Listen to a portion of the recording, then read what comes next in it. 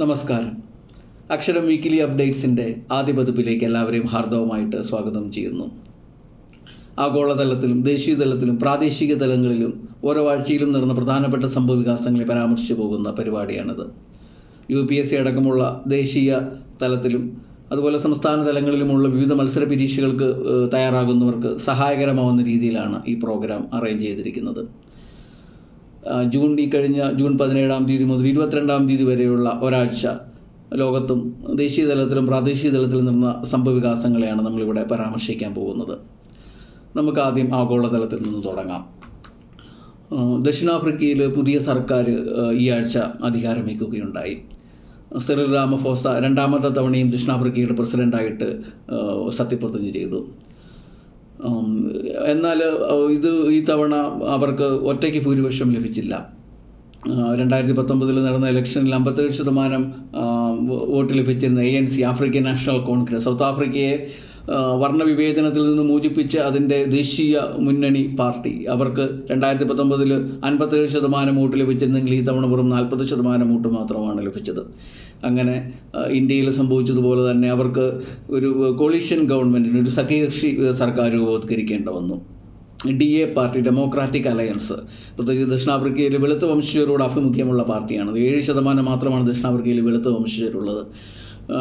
DA പാർട്ടിക്ക് 22% vote ലഭിച്ചു. അങ്ങനെ ANC DA സഖ്യ സർക്കാരാണ് ഈ തവണ സൗത്ത് ആഫ്രിക്കയിൽ അധികാരമേറ്റെടുത്തത്. 1994 വർണ്ണവിവേചനം അവസാനത്തിനു ശേഷമുള്ള ഇന്ന് വരെയുള്ള എല്ലാ തെരഞ്ഞെടുപ്പിലും ANCക്ക് ഒറ്റയ്ക്ക് ഭൂരിപക്ഷം കിട്ടിയ അവസ്ഥയിൽ നിന്ന് മാറിയാണ് ഈ തവണ സഖ്യകക്ഷി സർക്കാർ അധികാരത്തിലേക്കുന്നത്. പ്രതിപക്ഷത്തേക്ക് മുൻ ദക്ഷിണാഫ്രിക്കൻ പ്രസിഡന്റും ANCയുടെ പഴയ സമുന്നത നേതാവുമായിരുന്ന ജേക്കബ് സുമ, അദ്ദേഹം ഈയിടെ ANCയിൽ നിന്ന് മാറി MK പാർട്ടി എന്നൊരു പുതിയ പാർട്ടി രൂപവത്കരിക്കുകയുണ്ടായി. അവർക്ക് നല്ല ശതമാനം വോട്ട് കിട്ടുകയും അവർ 3-ാം സ്ഥാനത്ത് എത്തുകയും ചെയ്തു. അതുപോലെ തന്നെ എക്കണോമിക് ഫ്രീഡം ഫൈറ്റേഴ്സ് നിന്ന് പറഞ്ഞ് മലയമ, പഴയ ANCയുടെ യൂത്ത് വിംഗ് ലീഡറായിരുന്ന മലയമയുടെ പാർട്ടി 4-ാം സ്ഥാനത്തെത്തി. അങ്ങനെ MK പാർട്ടിയും മലാമയുടെ പാർട്ടിയുമാണ് ഈ തവണ പ്രതിപക്ഷത്ത് ഉണ്ടായിരിക്കുന്നത്. അപ്പം ഇനി ദക്ഷിണാഫ്രിക്കയെ സംബന്ധിച്ചിടത്തോളം ഒരു പുതിയൊരു വഴിത്തിരിവാണ് അതിൻ്റെ ജനാധിപത്യ ചരിത്രത്തിലുണ്ടായിരിക്കുന്നത്. അതിനി എങ്ങനെ ഉരുത്തിരിഞ്ഞു വരുമെന്നുള്ളത് നമുക്ക് കാത്തിരുന്ന് കാണാം. ഇപ്പം രണ്ടാമത്തെ ഒരു പ്രധാനപ്പെട്ട സംഭവം ആഗോളതലത്തിൽ ഈ ആഴ്ച നടന്നത് നോർത്ത് കൊറിയയും റഷ്യയും തമ്മിൽ ഉള്ള ഒരു കരാർ നിലവിൽ വന്നതാണ്. നമുക്കറിയാം, റഷ്യ യുക്രൈനുമായിട്ട് യുദ്ധത്തിലാണ്. അപ്പോൾ ആഗോളതലത്തിൽ വലിയ ഒറ്റപ്പെടലുകൾ പ്രത്യേകിച്ച് പാശ്ചാത്യ രാജ്യങ്ങളിൽ നിന്നും റഷ്യ അനുഭവിക്കുന്നുണ്ട്. നോർത്ത് കൊറിയയുടെ കാര്യം നമുക്കറിയാം, ഒരു വർഷങ്ങളായിട്ട് പൂർണ്ണമായിട്ടും ഒറ്റപ്പെട്ട്, ഒരുപക്ഷെ ചൈനയും റഷ്യയും ഒഴികെ ബാക്കി എല്ലാ രാജ്യങ്ങളിൽ നിന്നും പൂർണ്ണമായിട്ട് ഒറ്റപ്പെട്ട് കഴിയുന്നൊരു രാജ്യമാണ്. ഈ അവസരത്തിലാണ് ഈ രണ്ട് ശക്തികൾ ഒന്നിച്ചു വരുന്നത്.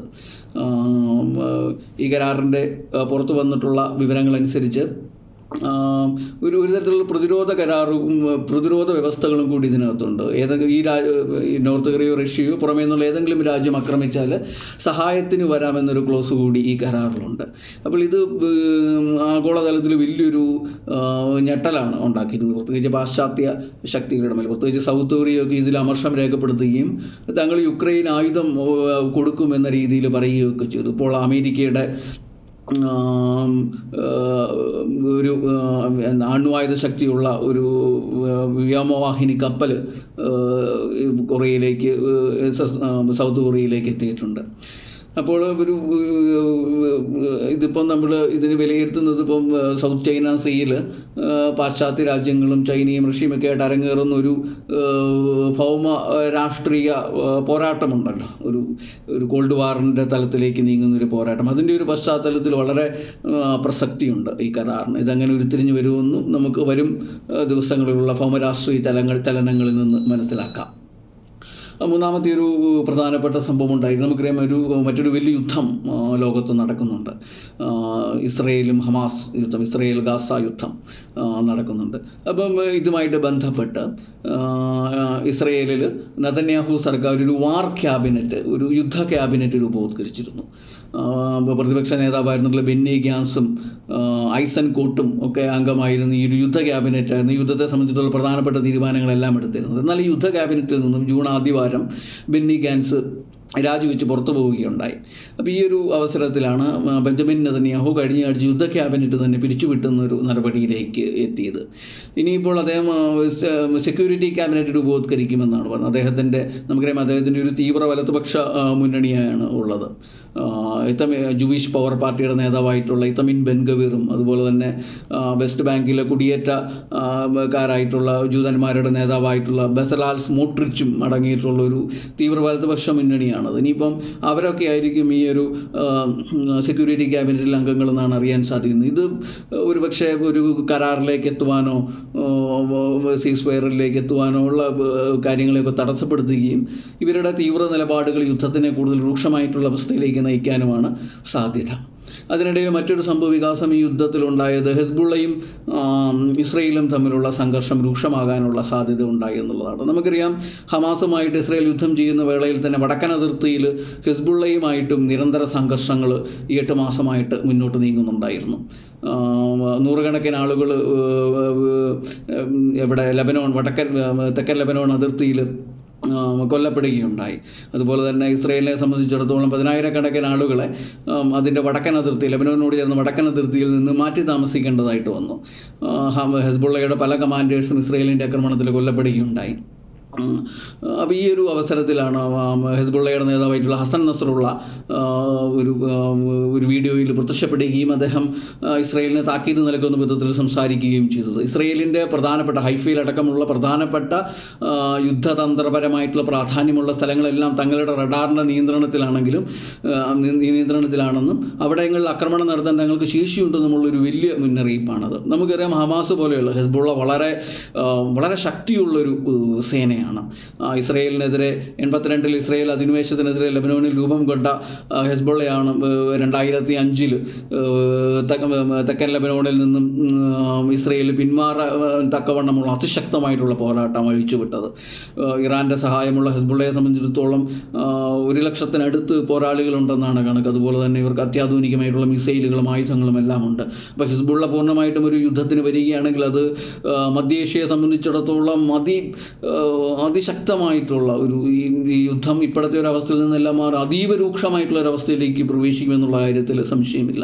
അതിനിടയിൽ പ്രസിദ്ധ അമേരിക്കൻ വ്യവസായിയായിട്ടുള്ള ഹോച്ചസ്റ്റൈൻ്റെ നേതൃത്വത്തിൽ ഒരു അമേരിക്കൻ സംഘം ലെബനോണിലും ഇസ്രയേലിലും എത്തി ഈ ഹെസ്ബുള്ള പ്രതിനിധികളും ഇസ്രയേലിൻ്റെ പ്രതിനിധികളും ഒക്കെ ആയിട്ട് ചർച്ച നടത്തുകയും ഈ സംഘർഷത്തെ ഒന്ന് ലഘൂകരിക്കാനൊക്കെ ശ്രമിക്കുകയും ഒക്കെ ചെയ്തെങ്കിലും വലിയ ഫലം ഉണ്ടാകുന്നതായിട്ട് കാണുന്നില്ല. അപ്പോൾ ഇതും എങ്ങനെ ഇനി ഉരുത്തിരിഞ്ഞ് വരുമെന്നുള്ളത് നമുക്ക് കാത്തിരുന്ന് കാണേണ്ടിയിരിക്കുന്നു. അതുപോലെ തന്നെ മറ്റൊരു പ്രധാനപ്പെട്ട സംഘർഷം നമ്മൾ നേരത്തെ പറഞ്ഞ പോലെ സൗത്ത് ചൈന സീയുമായിട്ട് ബന്ധപ്പെട്ട് ഫിലിപ്പീൻസും ചൈനയും ഉണ്ടാകുന്ന സംഘർഷമാണ്. അത് ഈ കഴിഞ്ഞ ആഴ്ച ഒരു ചൈനീസ് സൈനികരായിരിക്കാം, അവർ ആയുധങ്ങളുമായിട്ട് സെക്കൻഡ് ഷോൾ ഐലൻഡിൽ ഫിലിപ്പീൻസ് കോസ്റ്റ് ഗാർഡുമായിട്ട് ഒരു സംഘർഷത്തിൽ ഏർപ്പെടുന്ന ഒരു അവസ്ഥയുണ്ടായി. നമുക്കറിയാം ഏകദേശം 1 വർഷത്തോളമായിട്ട് ഇപ്പോൾ ഫെർഡിനാൻഡ് മാർക്കോസ് ജൂനിയർ ഫിലിപ്പീൻസിൻ്റെ പ്രസിഡൻ്റായിട്ട് അധികാരത്തിലേറ്റതിന് ശേഷം വളരെ ധീരമായിട്ടുള്ളൊരു പോളിസിയാണ് അദ്ദേഹം എടുത്തത്.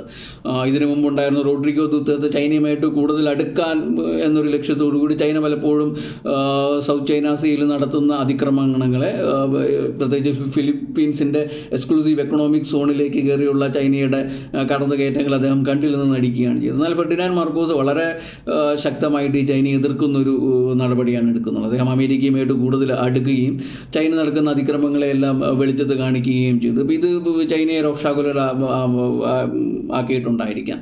ഇപ്പം സെക്കൻഡ് ഷോൾ ഐലൻഡിൽ അത് ചൈന തങ്ങളുടേതാണെന്ന് അവകാശവാദം ഉന്നയിക്കുന്നതാണ്. അവിടെ ദശകങ്ങൾക്ക് മുമ്പ് ഫിലിപ്പീൻസിൻ്റെ ഒരു യുദ്ധക്കപ്പൽ ഒരു ഉപേക്ഷിക്കപ്പെട്ട യുദ്ധക്കപ്പൽ അവരവിടെ പാർക്ക് ചെയ്യുകയും അങ്ങനെ ഫിലിപ്പീൻസ് അതിനുമേൽ അവകാശവാദം ഉന്നയിക്കുകയൊക്കെ ചെയ്തിട്ടുണ്ട്. അപ്പോൾ അവിടെ അതുമായിട്ട് ആ ഏരിയയിലാണ് കഴിഞ്ഞ ദിവസം സംഘർഷം ഉണ്ടായത്. അപ്പോൾ ഇതും വല്ലാത്തൊരവസ്ഥയിലേക്കാണ് അവിടെ നീങ്ങുന്നത്. നമുക്കറിയാം ഇപ്പം ഒരു പുതിയ കോൾഡ് വാർ ചൈനയും അമേരിക്കയും തമ്മിൽ ഉണ്ടായി വരികയാണ്. അതിൻ്റെ ഒരു കേന്ദ്രസ്ഥാനം എന്ന് പറയുന്നത് സൗത്ത് ചൈന സീ ആണ്. ഈയിടെ നമ്മൾ കാണുകയുണ്ടായി സൗത്ത് കൊറിയയും ജപ്പാനും ഫിലിപ്പീൻസും അമേരിക്കയും എല്ലാം കൂടുതൽ അടുക്കുന്നതും അവർ ഈ ഒരു സൗത്ത് ചൈന സീയിൽ ചൈനീസ് ഹെജമണിക്കെതിരെ ഒരു പ്രതിരോധം തീർക്കുന്നതുമെല്ലാം നമുക്ക് കാണാൻ സാധിക്കും. അപ്പോൾ അതിനോടനുബന്ധിച്ച് തന്നെയാണ് ഇന്ത്യ നിക്കോബാർ ഐലൻഡിൽ വലിയ വികസന പ്രവർത്തനങ്ങൾ നടത്താൻ വേണ്ടി ഉദ്ദേശിച്ചത്. അതിനെ സംബന്ധിച്ചുള്ള വാർത്തകളും കഴിഞ്ഞ ആഴ്ച പുറത്തു വരികയുണ്ടായി. അവിടെ ഇന്ത്യ വലിയൊരു തുറമുഖവും വലിയൊരു വിമാനത്താവളവും എല്ലാം നിർമ്മിക്കാൻ സാധ്യതയുണ്ട്. പ്രത്യേകിച്ച് ഇത് മലാക്ക സ്ട്രീറ്റിനോടൊക്കെ ചേർന്ന് വരുന്ന സ്ഥലമായതിനാൽ ഒരു പക്ഷേ ചൈനയെ ചെക്ക് ചെയ്യുവാൻ ഇന്ത്യക്ക് ഇതുമൂലം സാധിക്കും. അങ്ങനെ ഈ സൗത്ത് ചൈന സീ സംഘർഷത്തിൽ ഇന്ത്യക്കും ഒരു പ്രധാനപ്പെട്ട പങ്കാണ് ഇനി ഭാവിയിൽ വരുവാനിരിക്കുന്നത്. അപ്പോൾ ഇതൊക്കെ ഇനി എങ്ങനെ ഉരുത്തിരിഞ്ഞ് വരുമെന്നുള്ളത് നമുക്ക് കാണേണ്ടിയിരിക്കുന്നു. അതുപോലെ തന്നെ ആഗോളതലത്തിൽ നടന്ന മറ്റൊരു പ്രധാനപ്പെട്ട സംഭവം ഹർദീപ് സിംഗ് നിജാറിൻ്റെ വധവുമായിട്ട് ഇപ്പോൾ 1 വർഷം പിന്നിട്ടിരിക്കുന്നു. ഹർദീപ് സിംഗ് നിജാർ ഇപ്പോൾ കാനഡയിലുണ്ടായിരുന്ന ഖലിസ്ഥാൻ ടൈഗർ ഫോഴ്സിൻ്റെ നേതാവായിരുന്നു. അദ്ദേഹം കൊല്ലപ്പെടുകയും 2023 സെപ്റ്റംബറിൽ കനേഡിയൻ പ്രധാനമന്ത്രിയായിരുന്നുള്ള ജസ്റ്റിൻ ട്രൂഡോ ഇന്ത്യക്ക് അതിൽ പങ്കുണ്ടെന്ന് കനേഡിയൻ പാർലമെൻറ്റിൽ ആരോപിക്കുകയുണ്ടായി. ഇന്ത്യ അത് ശക്തമായിട്ട് നിഷേധിച്ചു. ജസ്റ്റിൻ ട്രൂഡോയ്ക്ക് പിന്നീട് തെളിവൊന്നും പുറത്തുവിടുകയുണ്ടായിട്ടില്ല. പക്ഷേ ഇത് പിന്നീട് ഇന്ത്യ കാനഡ ബന്ധത്തെ കൂടുതൽ ഉലയ്ക്കുന്ന രീതിയിലേക്ക് പോകുന്നത് നമ്മൾ കാണുകയുണ്ടായി. അപ്പോൾ ഈ വർഷം ഈ കഴിഞ്ഞ ആഴ്ചയായിരുന്നു നിജാർ വധത്തിൻ്റെ 1 വർഷം പൂർത്തിയായത്. അപ്പോൾ കനേഡിയൻ പാർലമെൻറ്റ് 1 മിനിറ്റ് മൗനം ആചരിക്കുകയുണ്ടായി. അപ്പോൾ ഇത് ഇന്ത്യയെ ചൊടിപ്പിക്കുകയും ഇന്ത്യ ശക്തമായിട്ട് അതിനെതിരെ നമ്മുടെ വിദേശകാര്യ വക്താവ് രൺധീർ ജയ്സ്വാൾ പ്രതികരിക്കുകയും ഉണ്ടായി. ഇതുപോലെ തീവ്രവാദിയായിട്ടുള്ള ഒരാളെ അല്ലെങ്കിൽ ഖലിസ്ഥാൻ തീവ്രവാദത്തിന് പൊതുവെ കാനഡ നൽകുന്ന പിന്തുണയ്ക്കുള്ള തെളിവാണിതെന്നും ഇതിന് പകരം അദ്ദേഹം കനിഷ്ക ദുരന്തത്തെ അനുസ്മരിച്ചു. ഖലിസ്ഥാൻ തീവ്രവാദികളുടെ ആക്രമണത്തിൽ കാനഡയിൽ നിന്നും പറന്നുയർന്ന കനിഷ്ക വിമാനം പൊട്ടി തകരുകയും 3300-ലധികം ആളുകൾ മരിക്കുകയും ചെയ്തു. അപ്പോൾ അതിനെയാണ് അനുസ്മരിക്കേണ്ടതെന്ന് രൺധീർ ജയ്സ്വാൾ പറയുകയുണ്ട്. അപ്പോൾ ഇത് കാനഡ ഇന്ത്യ ബന്ധത്തെ വല്ലാതെ ഉലച്ചിലേക്ക് നീക്കുന്നത് നമുക്ക് കാണുവാൻ സാധിക്കും. ഇപ്പോൾ കാനഡയും ഇന്ത്യയും തമ്മിലുള്ള വ്യാപാര കരാറിനെ വരെ ഇത് സ്തംഭനാവസ്ഥയിലാക്കിയിരുന്നു. അപ്പോൾ ഇതിനോടനുബന്ധിച്ച് തന്നെ നമ്മൾ കാണേണ്ട ഒന്നാണ്. അപ്പം ഇതിന് മുമ്പിലത്തെ ആഴ്ച സംഭവിച്ച നിഖിൽ ഗുപ്തയുടെ എക്സ്ട്രഡിക്ഷൻ. ഗുർബന്ത് സിംഗ് പന്നൂൻ എന്ന 6 for Justice എന്ന ഖലിസ്ഥാൻ പാർട്ടിയുടെ നേതാവായിട്ടുള്ള ഗുർബന്ത് സിംഗ് പന്നൂൻ, അദ്ദേഹം അമേരിക്ക കേന്ദ്രീകരിച്ചാണ് പ്രവർത്തിക്കുന്നത്. അദ്ദേഹത്തിനെ കഴിഞ്ഞ വർഷം വധിക്കാൻ ശ്രമിച്ചുവെന്ന് ആരോപണം അമേരിക്ക ഇന്ത്യക്കെതിരെ ഉന്നയിക്കുകയുണ്ടായി. അപ്പോൾ ഇതിൽ റോയുടെ ഏജൻ്റായിട്ട് വർത്തിച്ചത് നിഖിൽ ഗുപ്ത എന്ന വ്യവസായിയായിരുന്നു. അദ്ദേഹത്തിന് കഴിഞ്ഞതിന് മുമ്പിലത്തെ ആഴ്ച ചെക്ക് റിപ്പബ്ലിക്കിൽ നിന്ന് അമേരിക്കയിലേക്ക് എക്സ്ട്രഡിക്റ്റ് ചെയ്യുകയുണ്ടായി. അപ്പോൾ ഇതുമായിട്ട് ബന്ധപ്പെട്ട സംഘർഷങ്ങളും ഉറഞ്ഞുകൂടുകയാണ്. അതും ഇന്ത്യ അമേരിക്ക ബന്ധത്തിൽ അത് അത്രയ്ക്ക് ഉലച്ചിലുണ്ടായിട്ടില്ലെങ്കിൽ പോലും നമുക്കിന്ന് കാത്തിരുന്ന് കാണേണ്ടിയിരിക്കുന്നു ഇതെങ്ങനെയാണ് നയതന്ത്ര ബന്ധങ്ങളെ ബാധിക്കുക എന്നുള്ളത്. അതുപോലെ തന്നെ ഈ ആഴ്ച ബംഗ്ലാദേശ് പ്രധാനമന്ത്രിയായിട്ടുള്ള ഷെയ്ഖ് ഹസീന ഇന്ത്യ സന്ദർശിക്കുന്നുണ്ട്. വളരെ പ്രധാനപ്പെട്ട കരാറുകളെല്ലാം ഇന്ത്യയിൽ പുതിയ ഗവൺമെൻറ്റിൻ്റെ ഫോർമേഷന് ശേഷം ആദ്യമായിട്ടാണ് ഒരു വിദേശ നേതാവ് ഇന്ത്യയിലേക്ക് എത്തുന്നത്. വളരെ നയതന്ത്ര തലത്തിലും വ്യവസായ തലത്തിലുമെല്ലാം പ്രധാനപ്പെട്ട തീരുമാനങ്ങൾ എടുക്കും എന്നാണ് നമുക്കറിയാൻ സാധിക്കുന്നത്. നമ്മൾ അടുത്ത ആഴ്ചത്തെ അപ്ഡേറ്റിൽ എന്തൊക്കെയാണ് ഇതിലുണ്ടായത്, ഇനി വരും ദിവസങ്ങളിൽ ഈ ഇന്ത്യ ബംഗ്ലാദേശ് ബന്ധങ്ങളിൽ എന്ത് മാറ്റമാണ് ഈ സന്ദർശനം ഉണ്ടാക്കിയത് എന്നൊക്കെ നമ്മൾ അടുത്തയാഴ്ച നമുക്ക് വിശകലനം ചെയ്യാം. അപ്പോൾ ഇതൊക്കെയാണ് ആഗോളതലത്തിൽ സംഭവിച്ചിട്ടുള്ള പ്രധാനപ്പെട്ട കാര്യങ്ങൾ. നമുക്ക് ദേശീയ തലത്തിലേക്ക് വരാം. ദേശീയ തലത്തിൽ നമുക്കറിയാം NTA ബന്ധപ്പെട്ട് നാഷണൽ ടെസ്റ്റിംഗ് ഏജൻസിയുമായിട്ട് ബന്ധപ്പെട്ടിട്ടുള്ള വിവാദം കത്തിപ്പടരുന്നത് നമുക്ക് കാണുകയുണ്ടായി. അപ്പോൾ UGC നെറ്റ് പരീക്ഷ കഴിഞ്ഞ ആഴ്ച നടത്തിയത് റദ്ദാക്കുകയുണ്ടായി. നീറ്റിനെ സംബന്ധിച്ചുള്ള ക്രമക്കേടുകൾ ആരോപണങ്ങളും അതിൽ വലിയ വഴിത്തിരിവുണ്ടായി. ഇപ്പം നീറ്റ് പരീക്ഷയിൽ ചോദ്യപേപ്പർ ചോർത്തിയ ഗ്യാങ്ങുകളെ പട്നയിൽ നിന്നും അതുപോലെ തന്നെ ഗുജറാത്തിൽ നിന്നുമൊക്കെ അറസ്റ്റ് ചെയ്യുകയുണ്ടായി. അപ്പോൾ അങ്ങനെ നമ്മുടെ പ്രത്യേകിച്ച് വിദ്യാഭ്യാസ മേഖലയിൽ പിടിച്ചുലയ്ക്കുന്ന രീതിയിലുള്ള സംഭവങ്ങളാണ് ഉണ്ടായത്. അതുപോലെ തന്നെ CSIR നെറ്റ് പരീക്ഷ മാറ്റിവെക്കുകയുണ്ടായി. ഇതിന് സംബന്ധിച്ച് നാഷണൽ ടെസ്റ്റിംഗ് ഏജൻസിയിൽ സമഗ്രമായിട്ടുള്ള മാറ്റം വരുത്താൻ വേണ്ടി മുൻ ISRO ചെയർമാനായിട്ടുള്ള ഡോക്ടർ കെ രാധാകൃഷ്ണൻ അധ്യക്ഷനായിട്ട് ഒരു 7-അംഗ സമിതിയെ കേന്ദ്ര സർക്കാർ നിയോഗിക്കുകയുണ്ടായി. അതുപോലെ തന്നെ നാഷണൽ ടെസ്റ്റിംഗ് ഏജൻസിയുടെ അധ്യക്ഷനായിട്ടുള്ള സുബോധ് സിംഗിനെ കഴിഞ്ഞ ദിവസം പുറത്താക്കുകയുണ്ടായി. ഇന്നലെ പുറത്താക്കുകയുണ്ടായി. അപ്പോൾ അങ്ങനെ നമ്മുടെ വിദ്യാഭ്യാസ മേഖലയെ തന്നെ ചോദ്യചിഹ്നത്തിൽ നിർത്തുന്ന രീതിയിലാണ് ഈ സംഭവങ്ങൾ മുന്നോട്ട് നീങ്ങിയിരിക്കുന്നത്. അതുപോലെ തന്നെ നമ്മൾ ഇന്ത്യയെക്കുറിച്ച് മനസ്സിലാക്കുമ്പോൾ 2017 നാഷണൽ ടെസ്റ്റിംഗ് ഏജൻസി അഥവാ ഇന്ത്യയെ രൂപവത്കരിക്കുന്നത്. നമ്മുടെ ദേശീയ വിദ്യാഭ്യാസ മന്ത്രാലയത്തിൻ്റെ, പ്രത്യേകിച്ച് ഉന്നത വിദ്യാഭ്യാസ മന്ത്രാലയത്തിൻ്റെ നേരിട്ടുള്ള കീഴിലാണ് നാഷണൽ ടെസ്റ്റിംഗ് ഏജൻസി രൂപവത്കരിക്കുന്നത്. 2017 അത് ഓർത്തു വെക്കുക. അപ്പം പ്രത്യേകിച്ച് മത്സര പരീക്ഷകൾ നടത്തുക എന്നൊരു ഉദ്ദേശമാണ് NDAയ്ക്കുള്ളത്. പക്ഷേ ഇന്ത്യയുടെ പ്രത്യേകിച്ച് സമീപകാലങ്ങളിൽ നടത്തിയ പല പരീക്ഷകളും ഇങ്ങനെ സംശയത്തിൻ്റെ മുന്നിലാവുകയും ക്രെഡിബിളായിട്ടുള്ള ആരോപണങ്ങൾ തെളിവുകൾ സഹിതം പുറത്തു വരികയും ഒക്കെ ഉണ്ടായി. ഇത് ഉന്നത വിദ്യാഭ്യാസ മേഖലയിൽ ഒരു പ്രതിസന്ധി തന്നെയാണ് സൃഷ്ടിച്ചിരിക്കുന്നത്. ഇപ്പം കേന്ദ്ര സർക്കാർ എടുക്കുന്ന നയങ്ങൾ, പ്രത്യേകിച്ച് ഈ കമ്മിറ്റി, കെ രാധാകൃഷ്ണൻ നേതൃത്വത്തിലുള്ള കമ്മിറ്റി 2 മാസത്തിനകം റിപ്പോർട്ട് സമർപ്പിക്കുമെന്നാണ് പറഞ്ഞിരിക്കുന്നത്. അതൊക്കെ കാര്യമായിട്ടുള്ള അഴിച്ചുപണികൾ ഈ സംവിധാനത്തിൽ ഉണ്ടാകുമെന്നും ക്രമക്കേടുകളില്ലാത്ത സുതാര്യമായിട്ടുള്ള സത്യസന്ധമായിട്ടുള്ള രീതിയിൽ പരീക്ഷ നടത്തുവാൻ NDAയ്ക്ക് അല്ലെങ്കിൽ ഈ സമഗ്രമായ പരിഷ്കാരങ്ങളിലൂടെ വരുന്ന NDAയ്ക്കോ അല്ലെങ്കിൽ മറ്റേതെങ്കിലും ഒരു ഏജൻസിക്കോ സാധിക്കുമെന്നുമൊക്കെ നമുക്ക് പ്രത്യാശിക്കാം. അതുപോലെ തന്നെ കഴിഞ്ഞ ആഴ്ചയാണ് നമ്മളെല്ലാവരെയും ദുഃഖത്തിലാഴ്ത്തിക്കൊണ്ട് തമിഴ്നാട്ടിലെ കള്ളക്കുറിച്ചിയിൽ 53 പേരോളം മരിക്കുവാനിടയായിട്ടുള്ള വിഷമദ്യ ദുരന്തം നടക്കുന്നത്. നമുക്കറിയാം, ഇന്ത്യയിൽ 1978 ധൻബാദ് വിഷമദ്യ ദുരന്തം മുതൽ ഒരുപാട് വിഷമദ്യ ദുരന്തങ്ങൾ സംഭവിക്കുന്നുണ്ട്. തമിഴ്നാട്ടിൽ തന്നെ കഴിഞ്ഞ വർഷമാണ് വില്ലുപുരത്തും ചെങ്കൽപ്പേട്ടിലും വിഷമദ്യ ദുരന്തം സംഭവിക്കുന്നത്. 2016 2022 ബീഹാറിൽ വലിയ വിഷമദ്യ ദുരന്തമുണ്ടായി. ഇത് പ്രത്യേകിച്ച് ഇതിൻ്റെ ഒരു കാരണമായിട്ട് പറയുന്നത് മെത്തനോൾ പോയിസണിങ് ആണ്. എത്തനോൾ ചേർക്കുന്നതിന് പകരം മെത്തനോൾ ചേർക്കുകയും അതിൻ്റെ സാമ്പത്തികപരമായിട്ടുള്ള ലാഭത്തിന് വേണ്ടിയാണ്. അപ്പോൾ ഇത് പിന്നീട് ഒരു വിഷമായിട്ട് മാറുകയും അത് ദുരന്തത്തിന് കാരണമാവുകയും ചെയ്യുകയുമാണ് ഉണ്ടായത്. അപ്പോൾ ഇതിലൊക്കെ സർക്കാരുകൾ കൃത്യമായിട്ടുള്ള നടപടി എടുക്കുകയും ഇങ്ങനെയുള്ള ദുരന്തങ്ങൾ ഉണ്ടാവില്ല എന്നും ഒക്കെ നമുക്ക് പ്രതീക്ഷിക്കാം. അതുപോലെ തന്നെ വലിയ അനുരണനങ്ങൾ ഉണ്ടാക്കുന്ന മറ്റൊരു പ്രധാനപ്പെട്ട തീരുമാനം പ്രത്യേകിച്ച് പട്ന ഹൈക്കോടതിയുടെ ഭാഗത്തു നിന്നും ഈ ആഴ്ചയുണ്ടായി. നമുക്കറിയാം, ബീഹാറിൽ 2023 ജാതി സർവേ നടത്തുകയും അതിൻ്റെ അടിസ്ഥാനത്തിൽ സംവരണം 50% നിന്നും 65% വർദ്ധിപ്പിക്കുകയും ചെയ്തു. പ്രത്യേകിച്ച് EBC ജനസംഖ്യ വളരെ വലുതാണ് എന്ന് മനസ്സിലാക്കിയിട്ട്. അപ്പോൾ ഇത് പട്ന ഹൈക്കോടതി കഴിഞ്ഞ ദിവസം സ്റ്റേ ചെയ്യുകയുണ്ടായി. അപ്പം നമുക്കറിയാം, ഇതിനെ സംബന്ധിച്ചുള്ള ജൂറിസ്പ്രുഡൻസിൻ്റെ ചരിത്രം നമുക്കറിയാം. R ബാലാജി കേസ് മുതൽ 1950 ബാലാജി കേസ് മുതൽ പിന്നീട് ദേവദാസൻ കേസുകൾ. അപ്പോൾ ഇതിനെക്കുറിച്ചൊക്കെ നിങ്ങൾക്ക് കൂടുതൽ വായിക്കാം, പ്രത്യേകിച്ച് റിസർവേഷനെ സംബന്ധിച്ചുള്ള ജൂറിസ്പ്രുഡൻസ് എങ്ങനെയാണ് ഇവോൾവ് ചെയ്ത് വന്നതെന്ന്. അപ്പോൾ അതിൽ ഏറ്റവും പ്രധാനപ്പെട്ട നിർണായകമായിരുന്നു 1990 ഇന്ദിരാ സാഹിനി കേസ്. അപ്പോൾ അതിലാണ് സുപ്രീം കോടതി പറയുന്നത് 50%-ലധികം റിസർവേഷൻ പാടില്ല എന്ന സുപ്രീം കോടതിയുടെ വിധി വരുന്നത് 1992 ഇന്ദിരാ സാഹിനി വിധിയിലാണ്. അപ്പോൾ ആ വിധിയുടെയൊക്കെ അടിസ്ഥാനത്തിലാണ്, അതിൻ്റെ ബേസിലാണ് പട്ന ഹൈക്കോടതി കഴിഞ്ഞ ദിവസം ഈ 65% സംവരണം എന്നുള്ളത് റദ്ദാക്കുന്നത്.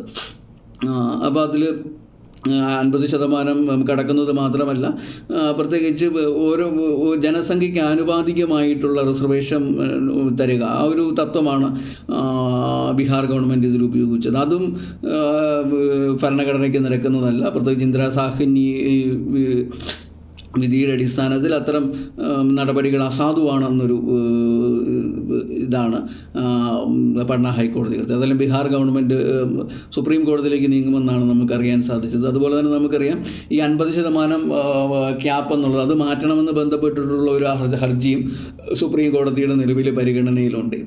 അതുപോലെ നമുക്കറിയാം 2023 22 EWS സംബന്ധിച്ച വിധി വന്നു.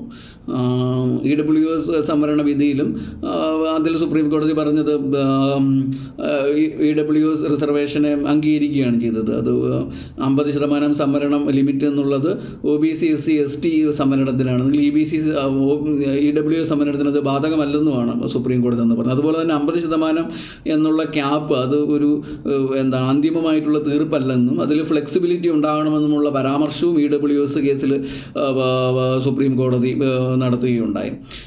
അതുപോലെ തന്നെ പവിത്ര കേസിൽ റിസർവേഷനെ സംബന്ധിച്ച് ചന്ദ്രചൂഡിൻ്റെ വിഖ്യാതമായിട്ടുള്ള വിധി 2021 ഉണ്ടാകുന്നുണ്ട്. റിസർവേഷൻ്റെ പ്രാധാന്യത്തെക്കുറിച്ചും എല്ലാം അദ്ദേഹം കൃത്യമായിട്ട് ആ വിധിയിൽ പറയുന്നുണ്ട്. അപ്പം ഈ ജൂറിസ്പ്രുഡൻസ് ഇതിൻ്റെ ഒരു ഭാവി എന്ന് പറയുന്നത് പ്രത്യേകിച്ച് ഇനി ഈ 50% ക്യാപ്പ് എന്നുള്ള രീതിയിലുള്ള സുപ്രീം കോടതിയുടെ നിലവിലുള്ള ആ ഒരു കേസിൻ്റെ വിധി തീർപ്പിൽ അടിസ്ഥാനമാക്കിയിരിക്കുന്നതാണ്. നമുക്കറിയാം മറ്റ് ഇപ്പം ഹരിയാനയിൽ മഹാരാഷ്ട്രയിലെ മറാത്ത സംവരണം, ഹരിയാനയിലെ ജാട്ട് സംവരണം, ഇതെല്ലാം സുപ്രീം കോടതി റദ്ദാക്കിയുണ്ടായി കഴിഞ്ഞ വർഷങ്ങളിലൊക്കെ. അപ്പോൾ ഇതിനെയൊക്കെ നിർണ്ണയിക്കാൻ പോകുന്ന ഇന്ത്യൻ രാഷ്ട്രീയത്തിലും ഇന്ത്യൻ സാമൂഹിക ഭൂമികയിലും അത്യധികമായിട്ടുള്ള പ്രത്യാഘാതങ്ങളും അനുരണനങ്ങളും ഉണ്ടാക്കാൻ പോകുന്ന ഒരു വിധിയായിരിക്കും ഇനി സുപ്രീം കോടതിയുടെ ഭാഗത്തു നിന്ന് ഉണ്ടാകാൻ പോകുന്നത്. അപ്പോൾ അതിൻ്റെ അടിസ്ഥാനത്തിലായിരിക്കും ഇതുമായിട്ട് ബന്ധപ്പെട്ട ജൂറിസ്പ്രുഡൻസിൻ്റെയും നിയമനിർമ്മാണത്തിൻ്റെയും എല്ലാം ഭാവി. അതുപോലെ തന്നെ കഴിഞ്ഞ ആഴ്ച മറ്റൊരു പ്രധാനപ്പെട്ട സംഭവം അതും കോടതിയുടെ ഭാഗത്തു നിന്നുണ്ട്. നമുക്കറിയാം അരവിന്ദ് കേജ്രിവാൾ, ഡൽഹി മുഖ്യമന്ത്രി, അദ്ദേഹം PMLA ആക്റ്റുമായിട്ട് ബന്ധപ്പെട്ട് അഴിമതി ആരോപണത്തിൽ ജയിലിലായിരുന്നു. അദ്ദേഹത്തിന് ജാമ്യം ട്രയൽ കോടതി അനുവദിക്കുകയുണ്ടായി. എന്നാൽ ED പിന്നീട് ഹൈക്കോടതിയിൽ പോവുകയും ഡൽഹി ഹൈക്കോടതി ആ ജാമ്യം റദ്ദാക്കുകയും ചെയ്തു. അപ്പോൾ ഇതെല്ലാം PMLA, ഈ മണി ലോണ്ടറിങ്, ഈ നിയമനിർമ്മാണം, ഇതിലേക്ക് വിരൽ ചൂണ്ടുന്നത്. ഇത് വളരെ ശക്തമായിട്ടുള്ളൊരു നിയമമാണ്. അപ്പോൾ ഇത് ബെയിൽ കിട്ടുക എന്നുള്ളത് തന്നെ ഈ നിയമത്തിൽ വളരെ ബുദ്ധിമുട്ടാണ്. അപ്പോൾ ഈ വ്യക്തി കുറ്റം ചെയ്തിട്ടില്ലെന്നും കോടതിക്ക് പ്രഥമദൃഷ്ട്യാ ബോധ്യമാവുകയും അതുപോലെ തന്നെ ഇയാൾ ബെയിൽ കിട്ടി വെളിയിൽ വരികയാണെങ്കിൽ യാതൊരു തരത്തിലുള്ളൊരു സ്വാധീനങ്ങളും ഇയാൾ ഈ കേസിൽ ഉണ്ടാക്കുകയില്ലെന്നും ഈ രണ്ട് കാര്യങ്ങളിൽ ഉറപ്പ്. ട്വിൻ ടെസ്റ്റ് എന്നാണ് പറഞ്ഞത്. ഈ രണ്ട് ടെസ്റ്റുകൾ കോടതിക്ക് തൃപ്തി വന്നെങ്കിൽ മാത്രമേ ജാമ്യം കൊടുക്കാവൂ എന്നുള്ളതാണ് വെപ്പ്. അങ്ങനെ വളരെ പൂട്ടിട്ട് കുരുക്കുന്ന ഒരു ആക്റ്റാണത്. നമുക്കറിയാം ഹേമന്ത് സോറനകത്തുണ്ട്. അതുപോലെ തന്നെ ആം ആദ്മി പാർട്ടിയുടെ തന്നെ 2 പ്രധാനപ്പെട്ട ലീഡേഴ്സ് PMLA ആക്റ്റിൽ ജയിലിലുണ്ട്. അപ്പം വളരെ ബുദ്ധിമുട്ടാണ് ഇതിൽ വെളിയിൽ വരിക എന്നുള്ളത്. ഏതായാലും ഇതിലെ ചില വ്യവസ്ഥകളെ മുൻപ് സുപ്രീം കോടതിയൊക്കെ വിമർശിച്ചിട്ടൊക്കെയുണ്ട്. അപ്പോൾ ഇതിൻ്റെ ഭരണഘടനാ സാധുത തന്നെ ശരിക്കും സംശയത്തിന് നേരിലാണ്. അപ്പോൾ ഇതിന് ഇനി EDയുടെ വാദം കേട്ടിട്ടുള്ള ഡൽഹി ഹൈക്കോടതിയുടെ നിലപാട് ഇതിൽ നിർണായകമായിരിക്കും. പ്രത്യേകിച്ച് PMLA ആക്റ്റും അത് ഭാവിയിൽ പ്രത്യേകിച്ച് രാഷ്ട്രീയ പാർട്ടികൾക്കെതിരെയൊക്കെ അതൊരു നിരന്തരം പ്രയോഗിക്കുന്നതിനാൽ അത് വലിയ പ്രത്യാഘാതങ്ങൾ ഉണ്ടാക്കുന്നൊരു വിധിയായിരിക്കും അത്. അതുപോലെ തന്നെ നമുക്കറിയാം അന്താരാഷ്ട്ര യോഗാ ദിനം ഈ കഴിഞ്ഞ 21-ാം തീയതി ആചരിക്കുകയുണ്ടായി. അപ്പോൾ പ്രധാനമന്ത്രി ജമ്മു കാശ്മീരിലായിരുന്നു, ശ്രീനഗറിലായിരുന്നു അദ്ദേഹം ഇതിന് നേതൃത്വം നൽകിയത്. അതുമാത്രമല്ല ലോകത്തിൻ്റെ പല ഭാഗങ്ങളും പ്രമുഖ നഗരങ്ങളിലെല്ലാം ഈ ദിവസം എല്ലാവരും ആളുകൾ യോഗയൊക്കെ ചെയ്തുകൊണ്ട് ഇത് ആചരിക്കുന്നുണ്ട്. ഇന്ത്യയെ സംബന്ധിച്ചിടത്തോളം ഒരു വലിയ സോഫ്റ്റ് പവറാണ് യഥാർത്ഥത്തിൽ ഈ യോഗ. 2014 ഐക്യരാഷ്ട്രസഭ ഇൻ്റർനാഷണൽ യോഗ ഡേ ആയിട്ട് പ്രഖ്യാപിക്കുന്നത്.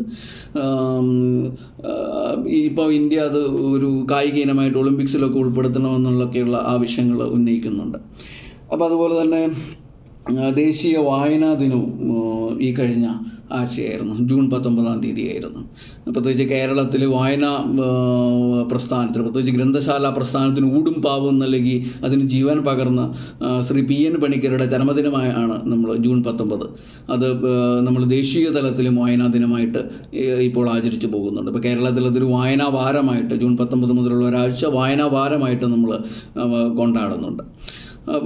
അപ്പം നമ്മൾ ശ്രദ്ധിക്കേണ്ട മറ്റൊരു കാര്യം, നാഷണൽ ലൈബ്രറി ഡേ വ്യത്യസ്തമാണ്. ഇത് നമ്മൾ ആചരിക്കുന്നത് നാഷണൽ റീഡിംഗ് ഡേ ആണ്, വായനാ ദിനമാണ്. നാഷണൽ ലൈബ്രറിയൻ ഡേ ഉണ്ട്, അത് ഓഗസ്റ്റ് 9-ാം തീയതിയാണ് നമ്മൾ ആചരിക്കുന്നത്. നാഷണൽ ലൈബ്രറിയൻ ഡേ ഓഗസ്റ്റ് 9-ാം തീയതി. അത് ഇന്ത്യയിൽ ലൈബ്രറി സയൻസിന് തുടക്കം കുറിച്ച SR രംഗനാഥൻ്റെ ജന്മദിനമാണ് ഓഗസ്റ്റ് 9. അന്നാണ് നമ്മൾ ദേശീയ ലൈബ്രറിയൻ ദിനമായിട്ട് ആചരിക്കുന്നത്. അദ്ദേഹം ബനാറസ് ഹിന്ദു യൂണിവേഴ്സിറ്റിയിൽ വർഷങ്ങളോളം ലൈബ്രറിയനായിരുന്നു. പിന്നീട് ഡൽഹി യൂണിവേഴ്സിറ്റിയിലെ ലൈബ്രറിയനായിരുന്നു. നമ്മുടെ കാറ്റലോഗിങ് രീതിയും ലൈബ്രറി ഇൻഫർമേഷണൽ സയൻസിനുമൊക്കെ രൂപഘടന നൽകിയത് അദ്ദേഹമാണ്. അപ്പം ഓഗസ്റ്റ് 9 നമ്മൾ നാഷണൽ ലൈബ്രറിയൻ ഡേ ആയിട്ട് ആചരിക്കുന്നത് പ്രത്യേകം ഓർത്തിരിക്കുക.